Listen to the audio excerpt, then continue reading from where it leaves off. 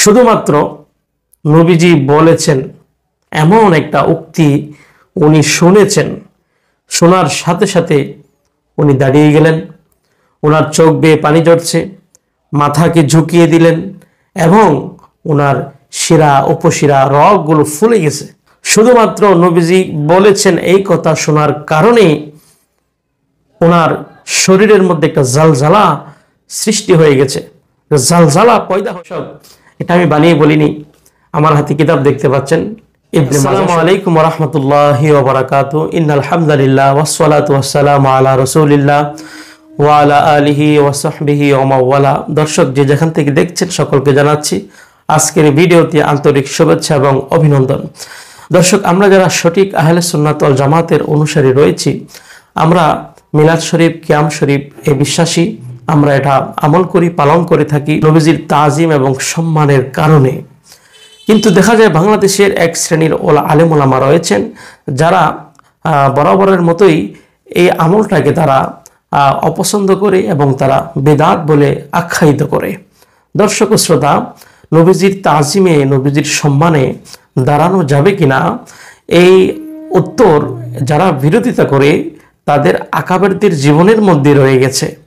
যারা এর বিরোধিতা করে তাদের আকাবেরদের কিতাবের মধ্যেই কিন্তু এর দলিল রয়েছে, যেটা আমরা কিতাব পড়লে পাই। দর্শক শ্রোতা, আজকে আমি আপনাদের সম্মুখে একখানা দলিল পেশ করব যে নবীজির তাজিমে দাঁড়ানো যাবে কিনা, সাহাবায়ে কেরামের যুগে এর আমল ছিল কিনা। আপনারা জানেন সিহাসিতার কিতাব ইবনে মাজা শরীফ, ইবনে মাজা শরীফের মধ্যে একখানা বাব রয়েছে, বাবু তাওয়াক্কি ফিল হাদিসি আন রাসূলিল্লাহি সাল্লাল্লাহু আলাইহি সাল্লাম। একটু খেয়াল করবেন 2 মিনিট সময় নিয়ে। আন আমর ইবনে মাইমুন রাদিয়াল্লাহু তাআলা আনহু ক্বালা, তিনি বলেন, মা আখতানি ইবনু মাসউদিন আশিয়াতা খামিসিন ইল্লা আতাইতুহু ফিহি। যে হযরত আব্দুল্লাহ ইবনে মাসউদ রাদিয়াল্লাহু তাআলা আনহু উনি প্রতি বৃহস্পতিবারে একখানা মাহফিল করতেন, জলসা করতেন, তালিম দিতেন। তো এই তালিমের মধ্যে আমর ইবনে মাইমুন রাদিয়াল্লাহু তাআলা আনহু প্রতি বৃহস্পতিবারে তিনি ওই তালিমের মধ্যে গিয়ে বসতেন। তো তিনি বলেন আমি কখনো এটা মিস করতাম না। তো তিনি বলেন, ক্বালা ফামা সামি'তুহু ইয়াকুলু লিশাইইন ক্বাত্তু ক্বালা রাসূলুল্লাহি সাল্লাল্লাহু আলাইহি সাল্লাম।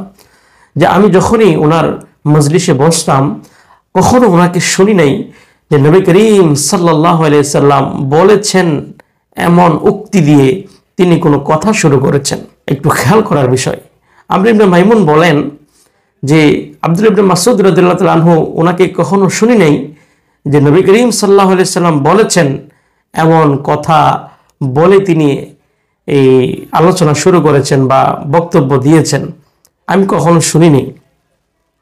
ফালাম্মা কানা যাতা আশিয়াতিন ক্বালা রাসূলুল্লাহি সাল্লাল্লাহু আলাইহি সাল্লাম। কিন্তু একদিন আমি ওনার জবান মোবারক থেকে শুনতে পেলাম যে নবী করিম সাল্লাল্লাহু আলাইহি সাল্লাম বলেছেন, এভাবে কথা বলে তিনি নবীজির হাদিস মোবারক শুরু করেছেন যে ক্বালা রাসূলুল্লাহি সাল্লাল্লাহু আলাইহি সাল্লাম, নবীজি বলেছেন। বিষয়টা আপনারা খেয়াল করছেন কিনা? তো যখন তিনি এইভাবে বক্তব্য দেওয়া শুরু করেছেন, ক্বালা ফানাকাসা, তখন আমর ইবনে মাইমুন রাদিয়াল্লাহু তাআলা আনহু ওনার মাথা মোবারক ঝুঁকিয়ে দিলেন নিচের দিকে। সুবহানাল্লাহ। ক্বালা ফানাজারতু ইলাইহি ফাহুয়া কায়িমুন। আব্দুল্লাহ ইবনে মাসউদ বলেন, আমি তার দিকে তাকাইলাম, আমি দেখলাম তিনি দাঁড়িয়ে গেলেন। ফাহুয়া কায়িমুন মুহাল্লালাতান আজরারু কামিসিহি, জামার যে বোতাম রয়েছে এই বোতামগুলো খুলে গেছে। কাদিকরাউ রাকাত আইনা, এবং তার চোখ থেকে অঝরে পানি ঝরছে। তারপর তিনি বলেন, ওয়ান্তাফাখাত আউদাজুহু, এবং তার শিরা উপশিরা রগগুলো এইভাবে ফুলে গেছে। সুবহানাল্লাহ। শুধুমাত্র নবীজি বলেছেন এমন একটা উক্তি উনি শুনেছেন, শোনার সাথে সাথে উনি দাঁড়িয়ে গেলেন, ওনার চোখ বেয়ে পানি ঝরছে, মাথাকে ঝুঁকিয়ে দিলেন এবং ওনার শিরা উপশিরা রগগুলো ফুলে গেছে। শুধুমাত্র নবীজি বলেছেন এই কথা শোনার কারণে ওনার শরীরের মধ্যে একটা জালজালা সৃষ্টি হয়ে গেছে, জালজালা পয়দা হয়ে গেছে। এটা হলো নবীজির তাজিমে, নবীজির সম্মানে, নবীজির ভালোবাসার কারণে দাঁড়িয়ে যাওয়া। দর্শক, এটা আমি বানিয়ে বলিনি, আমার হাতে কিতাব দেখতে পাচ্ছেন, ইবনে মাজাহ শরীফ, এটা সিহাসিত্তার অন্যতম কিতাব। এই কিতাবের মধ্যে এই দলিলটুকু রয়েছে যে নবীজির নাম শুনে সালাম তো অনেক পরের কথা, নবীজি বলেছেন, এইভাবে বক্তব্য শুনে তিনি দাঁড়িয়ে গেলেন, মাথা ঝুঁকিয়ে দিলেন। আর আমরা নবীকে ভালোবাসি, শ্রদ্ধা করি, তাজিম করি, নবীকে দাঁড়িয়ে সালাম দেই।